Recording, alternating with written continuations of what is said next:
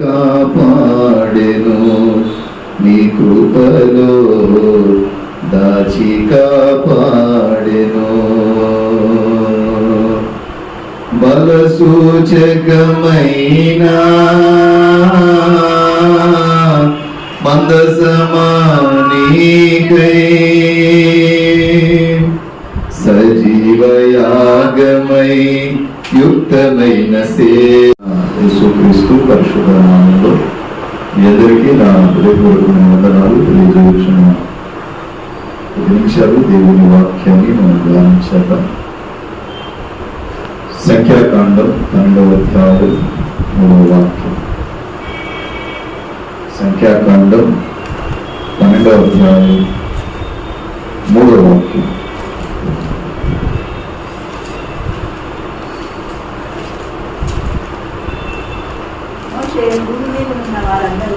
మోషే భూమి మీద ఉన్న వారందరిలో మిక్కిలి సాత్వికుడు. యెహోవా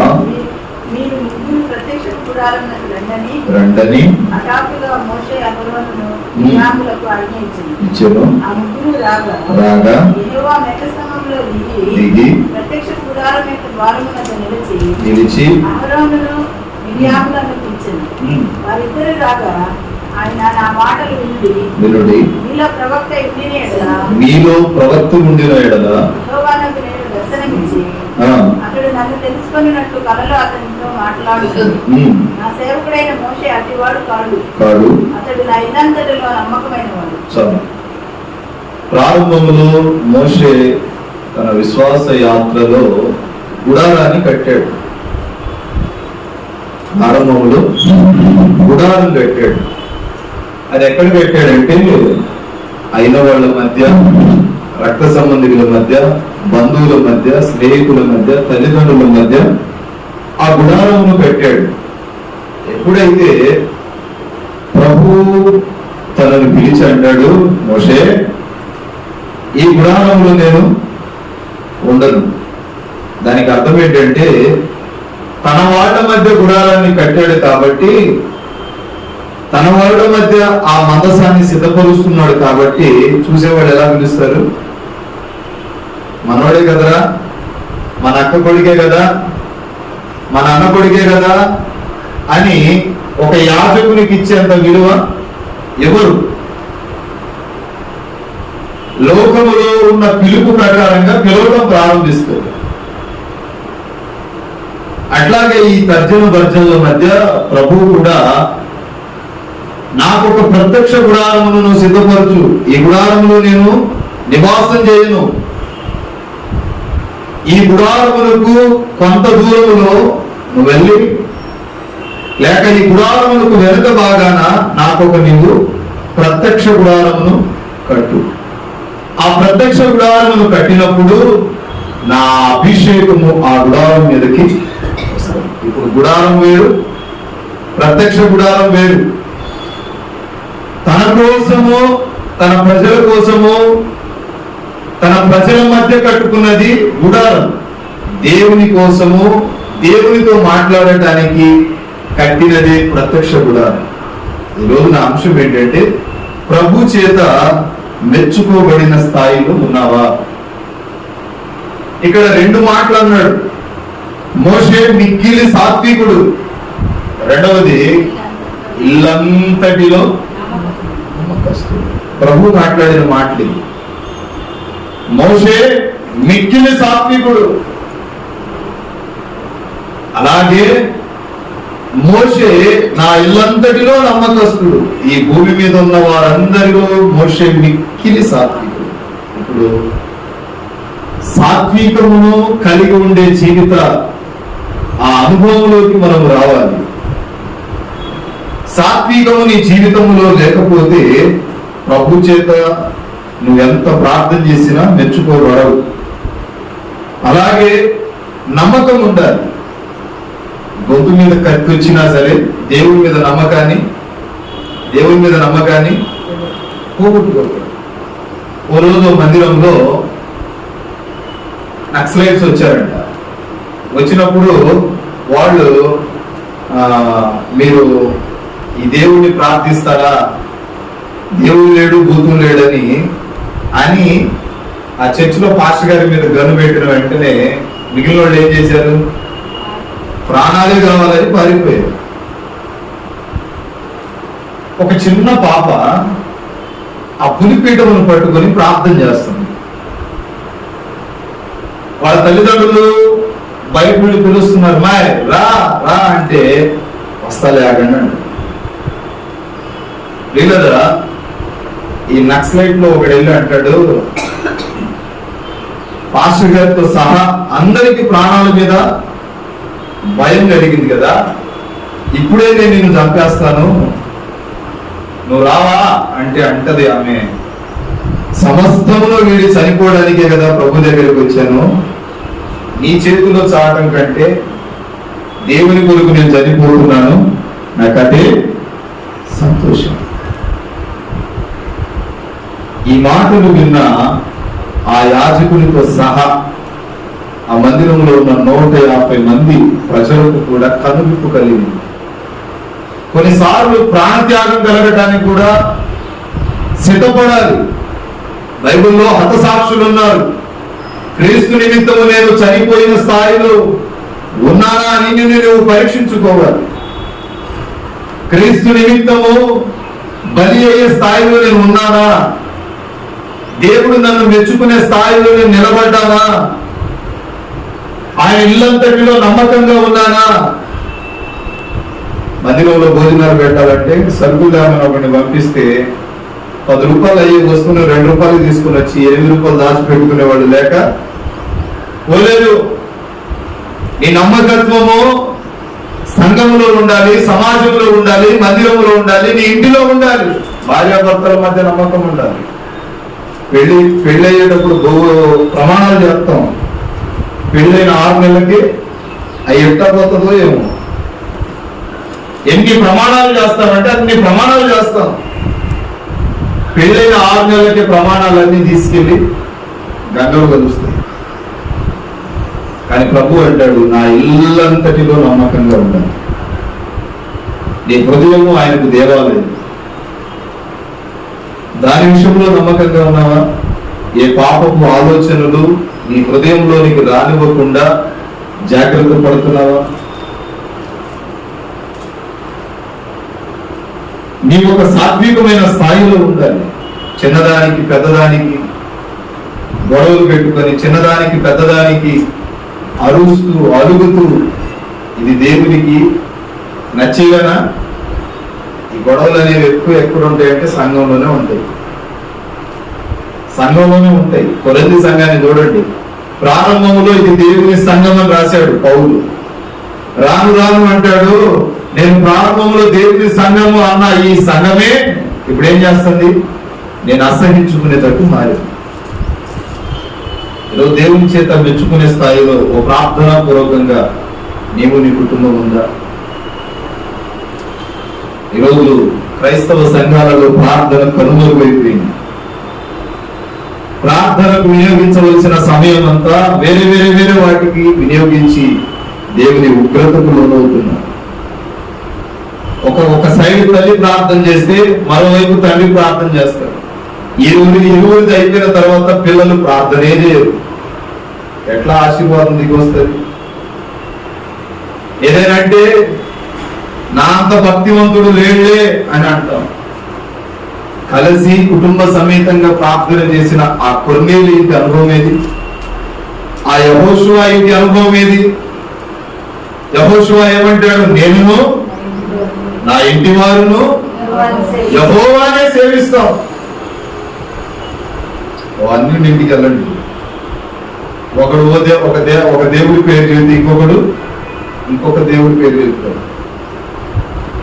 క్రైస్తవ కుటుంబానికి వెళ్తే అందరు కలిసి ఒక దేవుడి పేరే, నేను ప్రకటిస్తున్న క్రీస్తు పేరే. తేడా కనబడుతుంది. అదే తేడా నువ్వు చేసే ప్రార్థనలో కనబడదు. అన్యుడు గుడికి వెళ్ళినప్పుడు ఎప్పుడు వెళ్తాడు? వారానికో మాసానికో మేలు జరిగినప్పుడు వస్తాడు. మరి నీవు కుటుంబ సమేతముగా దేవుని సన్నిధికి వచ్చే అనుభవం ఉందా? నీ ఇంట్లో దేవుని కార్యము జరగట్లేదంటే నీవు ప్రార్థన చేయట్లేదని అర్థం. వేరే వేరే ఏమి లేవు.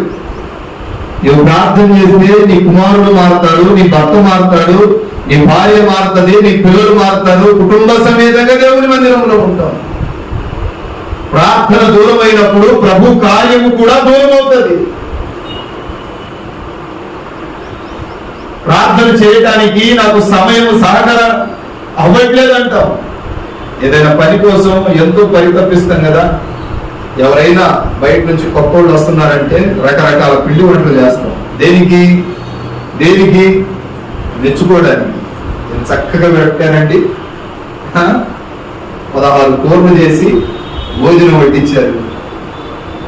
మేమే వచ్చామంటే పాస్టర్ గారు వచ్చారు, ఏమనుకుంటారో. ఒక్క కర్రీ కాదు, ఇప్పుడు ప్రభువే ఇంటికి వచ్చాడు. నేను మెచ్చుకోవాలంటే ఏ విషయాన్ని చూసి మెచ్చుకోవాలి? ప్రార్థన చేస్తున్నావనా, ఎడతెగక మందిరానికి వస్తున్నావనా, భారం ఉందనా, ప్రయాసతో జీవిస్తున్నావనా, ఏ విషయంలో మెచ్చుకోవాలి? ఒకటి గుర్తుపెట్టుకోదు. చాలా మంది అంటాం పిలుపు లేని సేవ ఏంటి అర్థం. ఇప్పుడు 2 వ్యక్తులు ఉన్నారు, ఒకడేమో తిని పండుకున్నాడు, ఇంకొకడేమో పని చేస్తున్నాడు. ఒక యజమాని వచ్చి పని చేసేవాడిని పిలుస్తాడా, తిని పండుకున్నవాడిని పిలుస్తాడా? పని చేసేవాడే కదా పిలిచేది. ఇప్పుడు దేవుని పని చేస్తూ ఉంటే కదా నేను సేవకు పిలుస్తాడు. దేవుని పని చేస్తూ ఉంటేనే కదా నేను సువార్తకు పిలుస్తాడు. దేవుని పని చేస్తూ ఉంటేనే కదా ప్రార్థనా పూర్వాలు ఎంచుతాడు. పనిలో నిమగ్నమయ్యేవాడే కదా ఎవరైనా పిలిచేది. వీడు పని చేయగలిగిన వాడని, పని చేయకుండా సోములు గోపిగా ఉన్నవాడిని సేవకు పిలుస్తాడా? పని చేయకుండా వాడి జీవితం కొరకు కష్టపడే వాడిని పిలుస్తాడా? పిలుపు లేని సేవ వ్యర్థం అన్న మాట వ్యర్థం. ఎందుకు? మనము ఆయన పని చేస్తూ ఉంటే ఆయన మన పని చేస్తాం. మనం దేవుని సన్నిధికి వస్తూ ఆయన సన్నిధిలో ప్రార్థనాపూర్వకంగా ఉంటే ఖచ్చితంగా సేవకు పిలుస్తాడు. ఖచ్చితంగా నీ కుటుంబాన్ని కడతాడు. మన మందిరాలకు రాకుండా ఇంట్లో కూర్చొని ఉంటే మన జీవితంలో మేలు ఎట్లా జరుగుతుంది? లేరంటారా? మా ఏరియాలో రాత్రి నుంచి నిన్న మధ్యాహ్నం నుంచి వర్షం పడుతుంది. ఇప్పటికి కూడా వర్షం పడుతుంది. కరెంట్ లేదు. వస్తానో లేదో అన్న డౌట్లు వచ్చాయి. పనిలో ఆ యొక్క నమ్మకం ఉండాలి, పనిలో నిమగ్నత ఉండాలి, పనిలో సామర్థ్యత కలిగి ఉండాలి. ఒక పని కొరకు సిద్ధపడినప్పుడు ఆ పనిని నీవు పూర్తి చేసే స్థాయిలో ఉండాలి. వాక్యము సెలవిస్తుంది, ఇతడు నా ఇల్లంతటిలో నమ్మకస్తుడు. మరి ఆ బిరుదు నీకుందా? మీ ఇంట్లో వాళ్ళు చదువుతున్నారా? మా అమ్మ నమ్మకస్తురాలు, మా నాన్న నమ్మకస్తుడు, మా మమ్మీకి కోపం రాదు, మా డాడీకి కూడా కోపం రాదు, సాత్వికుడు అంటామా? అనగలరా మీ పిల్లలు? మిక్కిలి సాత్వికుడు. మోషే ప్రభు చేత మెచ్చుకోబడిన వాడు. ఈ ఒక్క విషయమే కాదు, ఐగుప్తీయుల యొక్క ఆ సుఖభోగాలు అనుభవించుట కంటే ఇశ్రాయేలీయులతో దేవుని బిడ్డలతో శ్రమ అనుభవించడం మేలు. ఇప్పుడు మోషే స్థాయిలోనే మనం ఉందాం. మనం ఏమంటాం? నాకు దక్కిన సుఖం దక్కకుండా చెయ్యాలని మీరందరూ అంటామా లేదా? అనరా? సుఖం నా ఒక్కడికే ఉండాలి, మీ చావు మీరు చావండి అనమా?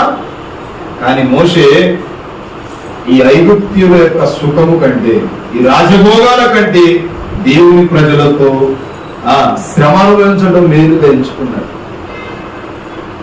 ఈరోజు నీ పిల్లలు ఉన్నారా? ఈ లోకపు సుఖము కంటే నా దేవునితో నడిచే ఆ శ్రమైనా పర్లేదు, ఆ నిందైనా పర్లేదు, నా ప్రభువుతో నడిస్తే నాకు అదే సంతోషం అనగలరా? అదే సంఖ్యాకాండం 25వ అధ్యాయం 1వ వాక్యం చూడండి. ఒక మాట ఉంటుంది అక్కడ.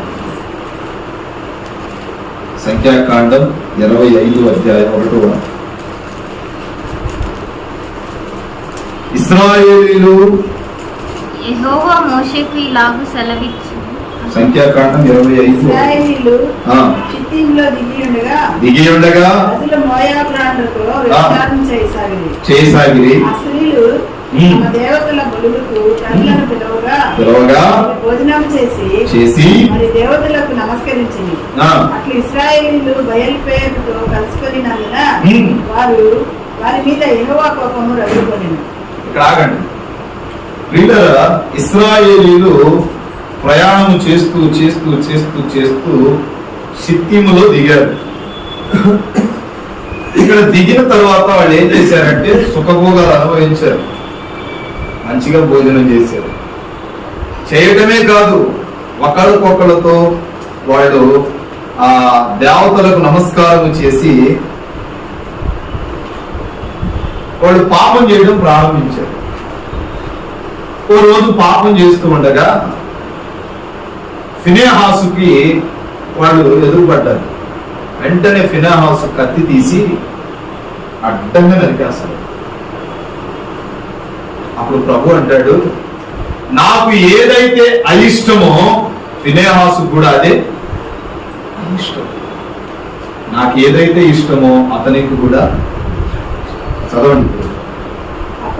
అప్పుడు యెహోవా మోషేతో ఇట్లా నేను ప్రజల అధిపతులు అందరినీ తోడుకొని యెహోవా సన్నిధిని సూర్యునికి ఎదురుగా అన్ని ఉరితీయుము. అప్పుడు యెహోవా కోపాగ్ని ఇశ్రాయేలీయుల మీద నుండి తొలగిపోవునని చెప్పాను. కాబట్టి మోషే ఇశ్రాయేలీయుల న్యాయాధిపతులను పిలిపించి ఇలా ప్రతి వాడును బయల్పేయోరుతో కలుసుకొనిన తన వశంలో లోని వారిని చంపవలెనని చెప్పాను.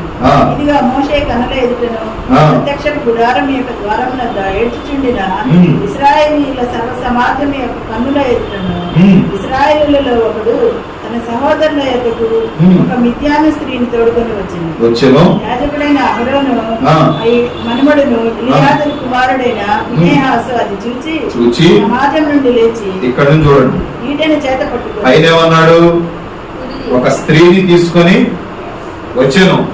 తర్వాత ఎలియాజరు కుమారుడైన ఫినెహాసు అది చూచి సమాజం నుండి లేచి ఈటెను చేత పట్టుకొని వాళ్ళిద్దరు పాపం చేస్తున్న ఆ చోటుకి వెళ్ళి ఆ ఇద్దరిని అనగా ఆ ఇశ్రాయేలీయులని ఆ స్త్రీని కడుపులో గుండె దూసుకుని పోయినట్లు పొడిచింది. ఏం చేశాడు? పాపం చేస్తే సమర్థించాడా? సమర్థించడా. వెంటనే ఈట తీసుకుని వెళ్ళి వెనక ముందు ఏం చూడకుండా పూజ చేశాడు. అప్పుడు ఇశ్రాయేలులో నుండి తెగులు నిలిచిపోయింది. 24,000 మంది ఆ తెగులు చేత చనిపోయి అప్పుడు యెహోవా మోషేకు ఇలాగ ఆజ్ఞ ఇచ్చిన, యాజకుడైన అహరోను మనుమడును ఎలియాజరు కుమారుడైన ఫినెహాసు వారి మధ్య నేను ఓర్వలేని దానిని తాను ఓర్వలేకపోవటం వలన ఇశ్రాయేలీయుల మీద నుండి నా కోపము మళ్లించెను కనుక నేను ఓర్వలేకపోయి ఇశ్రాయేలీయులను నశింపజేయలేదు. 11వ వచనం మీరు రాసుకోండి. నేను ఓర్వలేని దానిని అతడు ఓర్వలేకపోయాడు, కనుకనే నన్ను శాంతి పరుచుటకు అతడు ఏం చేశాడు, కత్తి తీసి ఈట తీసి పొడిచి చంపేశాడు. అతని మూలమునగా 24,000 మంది ఇశ్రాయేలీయులు. ఇదే మాట కీర్తనల గ్రంథం 106వ కీర్తన 30వ వాక్యంలో ఉంటుంది.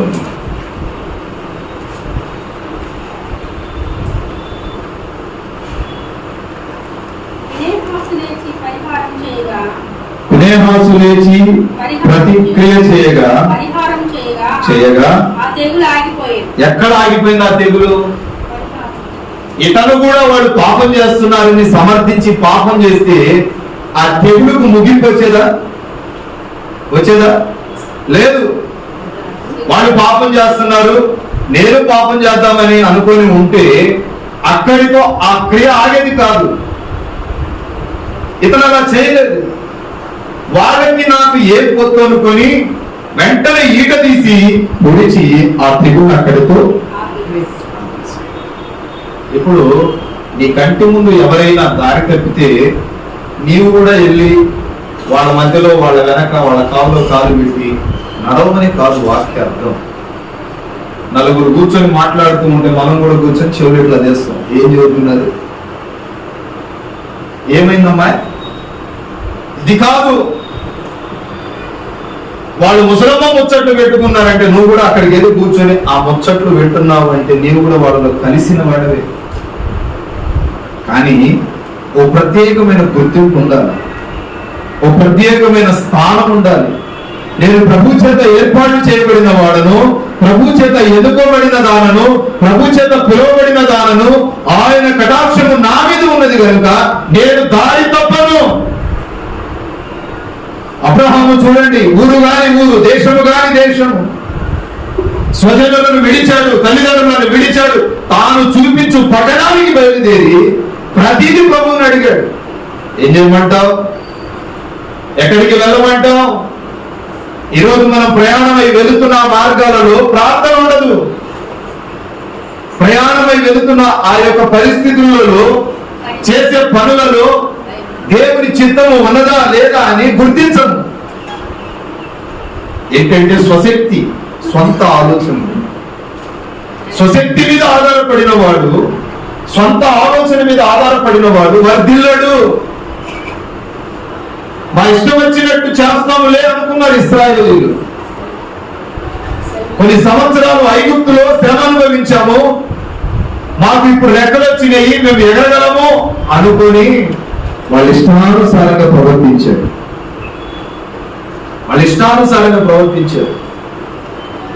కానీ ఆ ఇష్టానుసారంగా ప్రవర్తించే ఆ తీరులో పాపం దాగుంది. దేవుడు శ్రమ నుండి విడుదల చేసిన తర్వాత మనకు రెక్కలు వస్తాయి, హెచ్చింపు వచ్చేసింది. కొంచెం ఆశీర్వదిస్తే చాలండి, కొంచెం ఆశీర్వదిస్తే చాలు, రెక్కలు వచ్చేస్తాయి. ఎగరాలనుకుంటాం. ఈ రెక్కల నుండి విడిపించింది ఎవరా అనేది మాత్రం మర్చిపోతాం.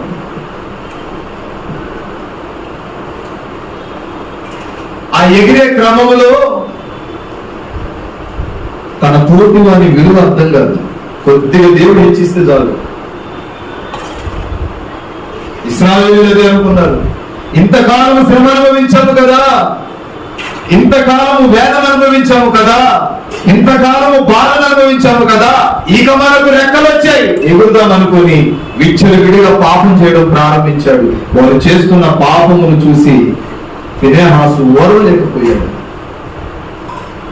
దేవునికి అయిష్టమైనది, దూషణకరమైనది చేస్తున్నారే, దేవుని కోపాగ్ని రాకమునిపే ఈట తీసి పొడవటంతో 84,000 మంది ఆ తెగులతో చనిపోయారు. కరోనా వచ్చింది, ఎంతమంది పోయారు? మన కళ్ళ ముందు ఉన్నవాళ్ళు ఈరోజు ఫోటోల్లో ఉన్నారు. మన కళ్ళ ముందు 5 నిమిషాల క్రితం మాట్లాడిన వాళ్ళు 5 నిమిషాల తర్వాత బ్యానర్లో కనబడ్డారు. ఇప్పుడే నాతో మాట్లాడాడండి, అంతలో ఇట్లాగా అయింది. దేవునికి అయిష్టమైన పని చేసినప్పుడు ఖచ్చితంగా ఆయన కోపాగ్ని మన మీదకి వచ్చేస్తాడు. ఒకటి, మోషే మిక్కిలి సాత్వికుడు, నా ఇల్లంతటిలో నమ్మకస్తుడుగా పేరు పొందాడు. భార్య మీద భర్తకు నమ్మకం ఉండదు, భర్త మీద భార్యకు నమ్మకం ఉండదు. రాత్రి 10 ఆడిపోయి వస్తున్నావు, ఇప్పటికీ నమ్మకం లేదు. అసలు ఆ నమ్మకం ఎందుకు లేదు అంటే ఎక్కడో చోట గాడి తప్పుకుంటాడు. గాడి తప్పినప్పుడే అప్పటి వరకు నమ్మకంగా నడిచిన ఇరువురి మధ్య ఒక అనుమానం వచ్చిందంటే ఎక్కడో చోట పట్టపడ్డాడనే అర్థం.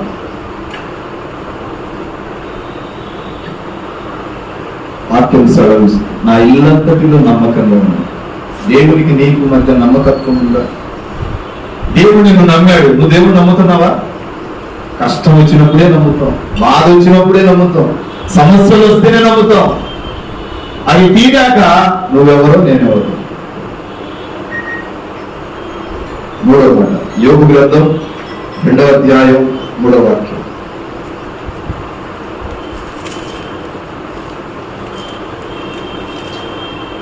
అందుకు యెహోవా నీవు నా సేవకుడైన యోబు సంగతి ఆలోచించితివి. నీవు నా సేవకుడైన యోబు సంగతి ఆలోచించితివా? అతడు యథార్థవంతుడు, న్యాయవంతుడు, దేవుని యందు భయభక్తులు కలిగి చెడుతనము విసర్జించిన వాడు భూమి అంతటి మీద అతని యోబు గురించి ప్రభు సాక్ష్యం ఇస్తున్నాడు. సాతాన్ గాడు వచ్చాడు, చదువుతున్నాడు, ప్రభు చెబుతున్నాడు, నా యోబు సంగతి ఆలోచించావా?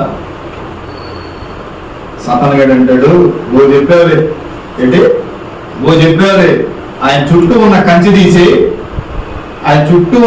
తీసి అప్పుడు చూద్దాం, ఆయన సంగతి నేను అప్పుడు ఆలోచిస్తా.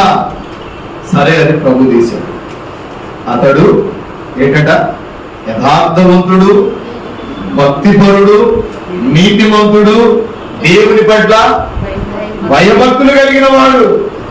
ఇన్ని డిగ్రీలు చెప్పావు కదా ప్రభువా, ఆ కంచె ఒకటి తీసేస్తే ఈ డిగ్రీలన్నీ ఆయనలో ఉన్నాయో లేవో నేనేం చేస్తా, చూస్తా.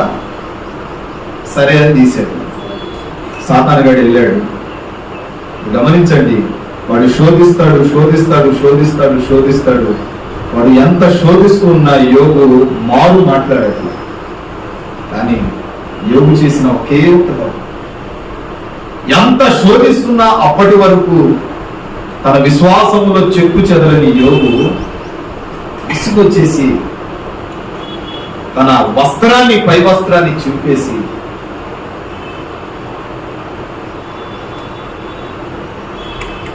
ఆ తప్పు చేశాడు. వస్త్రము అంటే స్వభావానికి సాదృశ్యం.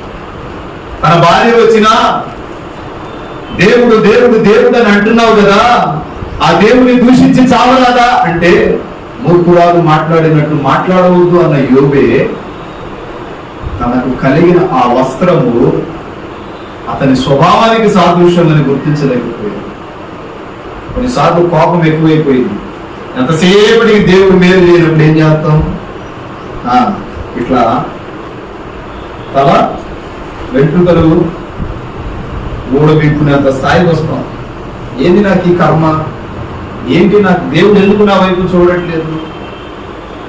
ఒకటి జ్ఞాపకం, ప్రార్థన చేస్తున్నాడు, ఆ ప్రార్థన ఆయన బుద్ధిలో దాస్తున్నాడు.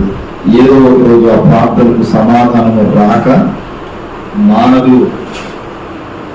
ఎందుకంటాడు, నీవు ప్రార్థన చేస్తే నీ ప్రార్థన కన్నీళ్ళన్నీ బుద్ధిలో దాచాను. నువ్వు మొరపెట్టే మొర వ్యర్థంగా వెళ్ళదు. ఏదో ఒక దినము అది ఆశీర్వాదానికి దారితీస్తుంది. అది నువ్వు చూడవచ్చు, చూడకపోవచ్చేమో, కానీ ఖచ్చితంగా ఆయన సన్నిధిలో ప్రార్థన చేసిన వెంటనే జవాబు ఇవ్వగలిగిన సర్వశక్తి కలిగిన దేవుడు నేను ప్రకటిస్తున్న క్రీస్తు. చూసుకుంటూ పోతే ఆది కాండములో అబ్రహాము ఉన్నాడు. 18వ అధ్యాయం 19వ వచనంలో,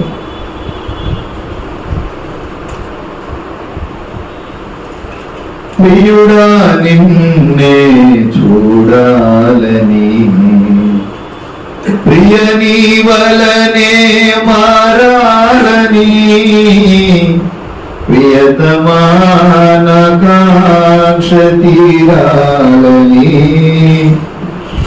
ప్రియమారనామది కోరినే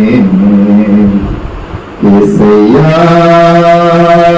నా ప్రియా, ఇప్పుడు నిరాగడ సమయం. ఆది కాండం 18వ అధ్యాయం 19వ వాక్యం. ఎట్లనగా యెహోవా అబ్రహాము గురించి చెప్తున్నది, అతనికి కలుగు చేయనట్లు తన తరువాత తన పిల్లలను తన ఇంటి వారును నీతి న్యాయములు జరిగించుచు యెహోవా మార్గమును గైకొనుటకు అతడు వారికి ఆజ్ఞాపించినట్లు నేను అతన్ని ఎరిగి ఉన్నాను. నేను మరియు యెహోవా సొదొమ గొమొర్రాను గూర్చిన మొర గొప్పది కనుక వాటి పాపము బహుభారమైనది కనుక నేను దిగిపోయి నా ఎదుకు వచ్చిన ఆ మొర చొప్పుననే వారు సంపూర్ణముగా చేసిరో లేదో చూచేదను. ఇక్కడ నా మార్గమును అతడు గైకొన్నాడు గనుక నేను అతన్ని జ్ఞాపకం ఉంచుకున్నానంటాడు. ఇక్కడ అబ్రహాముని మెచ్చుకుంటున్నాడు, నా మార్గాన్ని గైకొన్నాడు. తండ్రిని విడిచాడు, తల్లిని విడిచాడు, పుట్టిన గడ్డను విడిచాడు, బంధువులను, రక్త సంబంధికులను, ప్రాంతాన్ని, దేశాన్ని విడిచిపెట్టు, నేను చూపించు ఆ ప్రాంతానికి వెళ్ళుటకు సిద్ధపడ్డాడు కనుక నేను అతన్ని జ్ఞాపకం ఉంచుకున్నాను.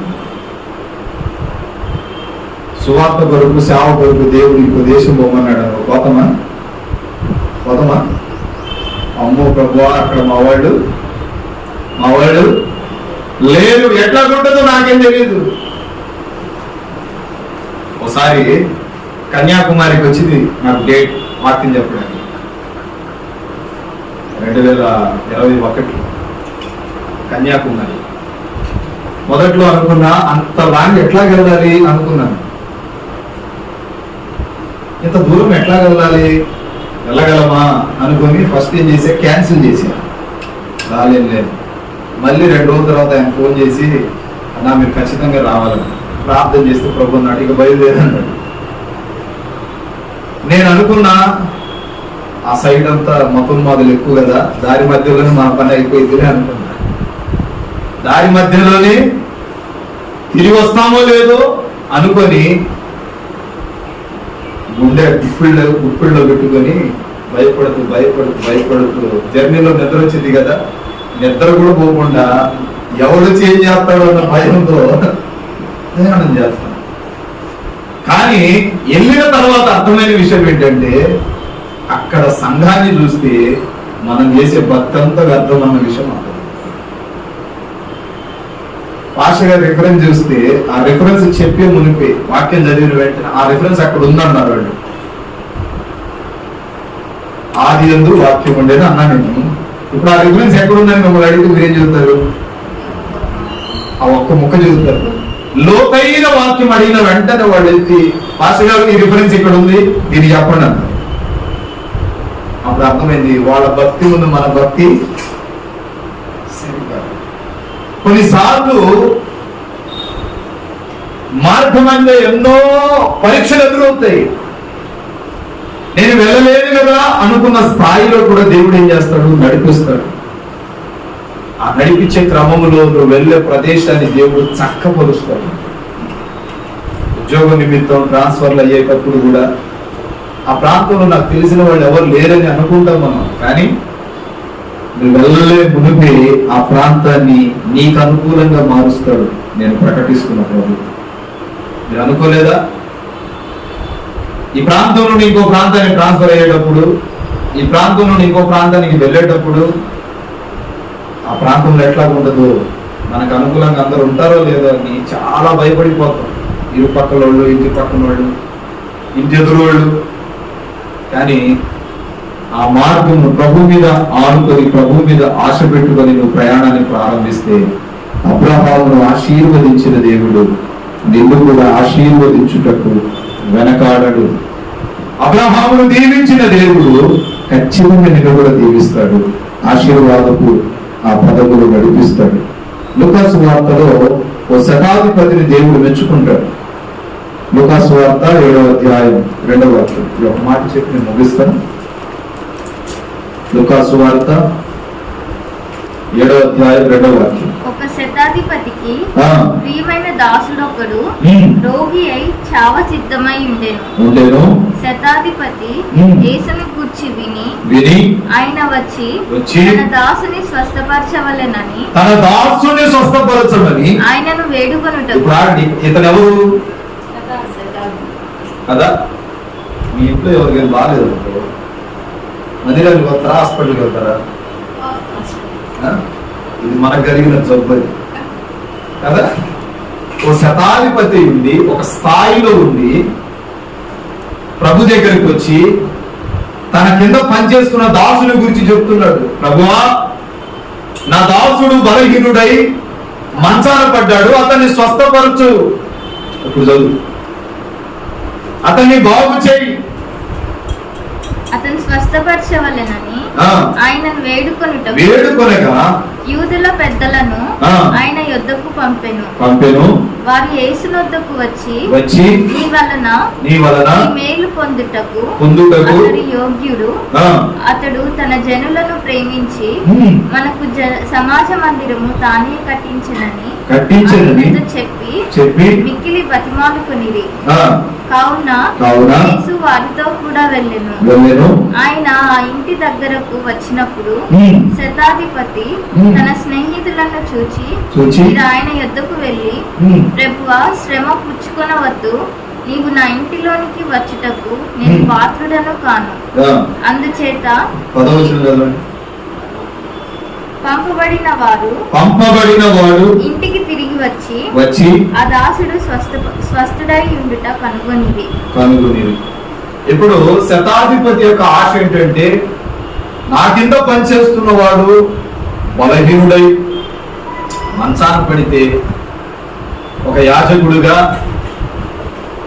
ఓ శతాధిపతిగా నేను అతన్ని పట్టించుకోకపోవడం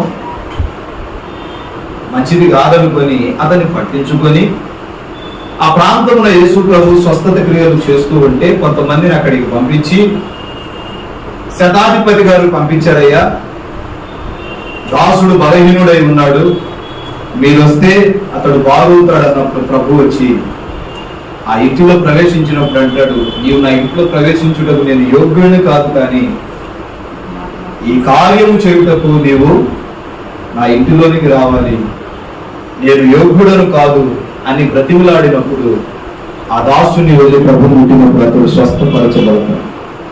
గమనించండి, మార్త మరియా ప్రభు వస్తున్నాడని ఎంతో సిద్ధపడి ఆశతో ఉన్నప్పుడు మరియా ప్రభు పాదాల దగ్గర ఉంటే మార్త వెళ్ళి వంటగదిలో ఏం చేస్తుంది? ఆయనకి ఏ వంటకాలు చేద్దామని, పిండి వంటలు చేద్దామని తొందర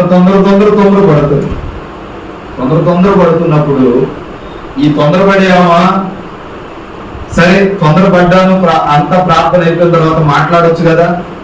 ప్రభు ఆమెకి ఉపమానం చెప్తున్నప్పుడే, మరియా ప్రభుతో మాట్లాడుతున్నప్పుడే వచ్చి అంటది, నాకు కొంచెం సహాయం చేయమని ఈమెకు నువ్వు చెప్పలేవా అన్నది. ప్రభు అంటాడు, ఏమన్నాడు? మరియా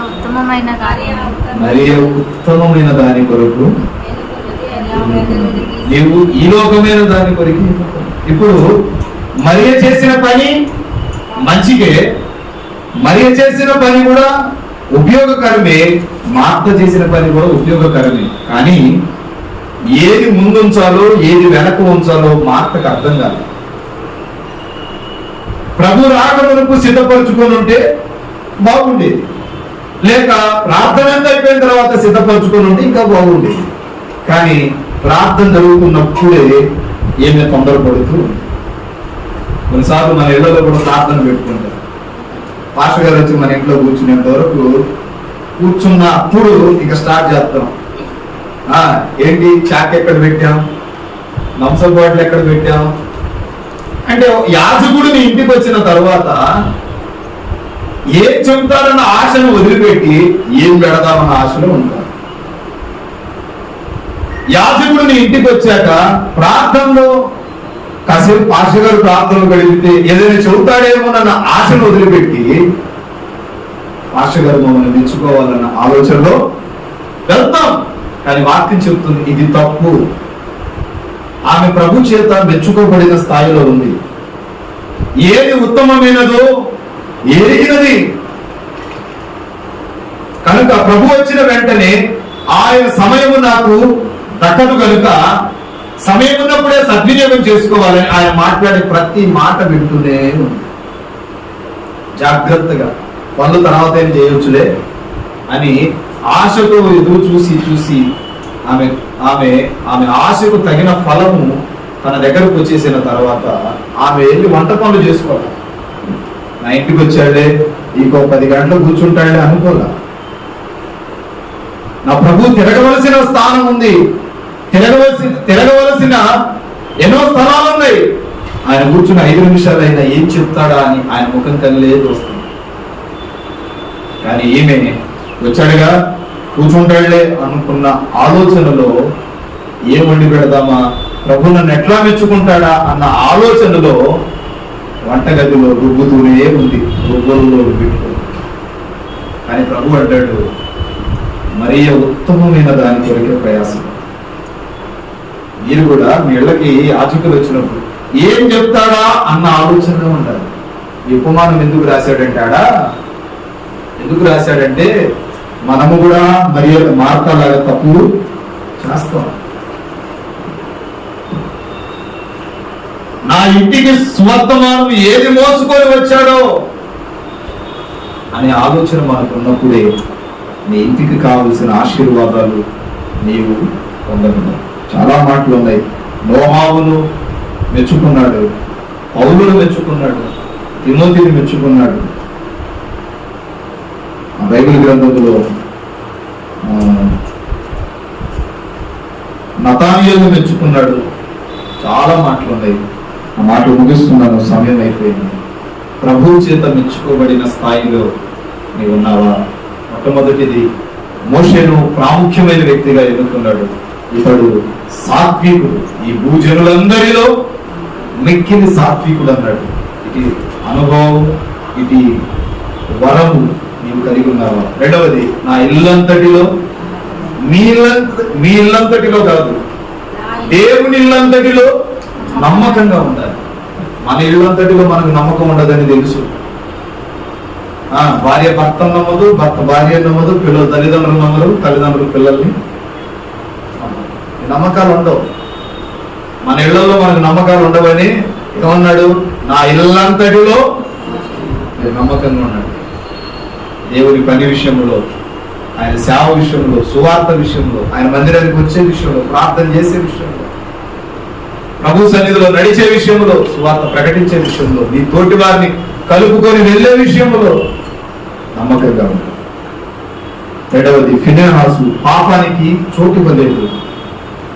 యేషోబు కూడా పాపానికి చోటు ఇవ్వలేదు. ప్రభు అంటాడు, యాకోబుకు పుట్టిన వారందరిలో యేషోబు గొప్పవాడు అన్నాడు. యాకోబును కూడా మెచ్చుకున్నాడు. నీవు దేవునితో పోరాడి గెలిచితివి కనుక నీ పేరేం పెట్టినా, ఇశ్రాయేలీలుగా మార్చా. అదే ఇశ్రాయేలీలు అంటే నేను ఒక దేశముగా మారుస్తున్నాను. నాడు ఇశ్రాయేల్ ప్రాంతం ఉంది. మూడవది, యోగులు కూడా మెచ్చుకున్నాడు. పాపానికి చోటు ఇవ్వలేదు, విశ్వాసాన్ని కోల్పోలేదు, విశ్వాసత్యమైన మార్గానికి నడిచాడు, ఆ యొక్క శాపాన్ని గెలిచాడు. నాలుగవది, నతానీయులను మెచ్చుకున్నాడు, శతాధిపతిని మెచ్చుకున్నాడు. తన కింద పనిచేస్తున్న వారిని కూడా స్వస్థపరచమని వేడుకోగలిగిన అట్టి సద్హృదయం, మంచి హృదయం అతని కుందని మెచ్చుకున్నాడు. ఆరవది, నోహావును మెచ్చుకున్నాడు. 7, అబ్రహామును మెచ్చుకున్నాడు. నేను చెప్పాను, ఏ మార్గాన్ని చెప్పాను ఆ మార్గానికి లోబడి వెళ్ళిపోయాడు. మారు మాట్లాడలేదు, వెనక తిరగలేదు, నేను చెప్పిన రీతిగా నడిచాడని అబ్రహామును కూడా మెచ్చుకున్నాడు. ఇంకా చెప్పాలంటే రూతు, ఎస్తేరు, మొర్దెకై, బైబిల్లో ప్రభు చాలా మందిని మెచ్చుకున్నాడు. కానీ వీరందరికంటే ప్రభు చేత మెచ్చుకోబడిన స్థాయిలో నీవు ఉన్నావా? ప్రశ్నించుకో. ఏదో ఒక పనిలో ప్రభు నిన్ను మెచ్చుకున్నాడా? ప్రార్థనలో, నిత్యము ప్రార్థనలో ఉంటది అని ఏమైనా మెచ్చుకున్నాడా? నా సమయములో పోగొట్టదు, సమయాలకు అనుకూలంగా ప్రభు సన్నిధికి వస్తుంది అని ఏమైనా మెచ్చుకున్నాడా? ప్రార్థన చేయి. ఈ శుభవేళ, ఈ దినము ఆయన చేత మెచ్చుకోబడిన ఘనత ప్రార్థన. నీకీ గాన స్తుతి మాలిక, నీ కొరకే ఈ ఘన వేదిక, నీ ప్రేమ నాపై చల్లారిపోదు, మరణానికైనా వెనుదిరుగలేదు, నీ ప్రేమ నాపై చల్లారిపోదు, మరణానికైనా వెనుదిరుగలేదు. మనలేనోడే నిన్ను చూడగా మహాగణుడ నా యేసయ్యా నీకే గాన స్తుతి మాలిక నీ కొరకే ఈ ఘన వేదిక యమాస్వరూపి అత్యంత కృపగలిగిన మా తండ్రి పరిశుద్ధ పాదాలకు స్తోత్రాలు. శుభవేళ ఉదయకాల సమయం విశ్రాంతి దినము నీ సన్నిధిలో వేకువను లేసి నీతో సమయములు గడుపుటకు మాకు ఈ బిడ్డలందరికీ మీరు అనుగ్రహించిన ఇది వాక్యాన్ని బట్టి స్తోత్రాలు. చిన్న మంద భయపడుతున్నా ఈ చిన్న మందతో నీ సన్నిధిలో మొదలుపెట్టుటకు కృప చూపారు. ఎక్కడ 2-3 నా నామం నిమిత్తం ప్రార్థిస్తూ నేను అక్కడ ఉంటానని వాగ్దానం చేశావు. 12 మంది శిశువుగా చిన్న మందగా ఉన్న శిశువులకు నేను మీతో ఉంటాను, మీరు భయపడవద్దు, సుదీర్ఘ కాలం వరకు సుదీర్ఘ ప్రాంతాల వరకు నేను మిమ్మల్ని పంపిస్తానన్నా. వచ్చిన వాళ్ళందరినీ మీరు దీవించండి, ఆశీర్వదించి బలపరచండి. మీరు బలహీనత కృపతో ఆత్మతో నింపమని ప్రార్థన చేస్తున్నాను. నీ చేత మెచ్చుకోబడి నీ చేత ఘనత పొందే స్థాయిలో మనందరినీ సిద్ధపరచమని ప్రార్థన చేస్తూ మీ కృపాన్ని దేవుని నిండుగా భరించండి. యేసు శక్తిగా మనం ప్రార్థిస్తున్నాను పరమ తండ్రి, ఆమేన్. మన తండ్రి దేవుడి ప్రేమ, కుమారుడు యేసుక్రీస్తు కృప, పరిశుద్ధాత్మ శ్వాసకులకు సంఘానికి సకల కోటి పరిశుద్ధులను ప్రభాత్మతో నడిపించిన గాక. ఆమేన్. అందరికీ ప్రభు నామమున హృదయపూర్వకమైన వందనాలు తెలియజేయచ్చు. సమయంలో మీ హృదయపూర్వకమైన అర్పణలు ప్రభు సేవకు సమర్పించాలని హృదయపూర్వకంగా తెలియజేస్తున్నాను.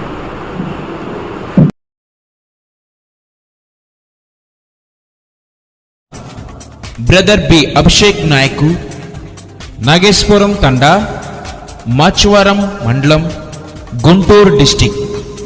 మా ఫోన్ నెంబర్ 7659018230.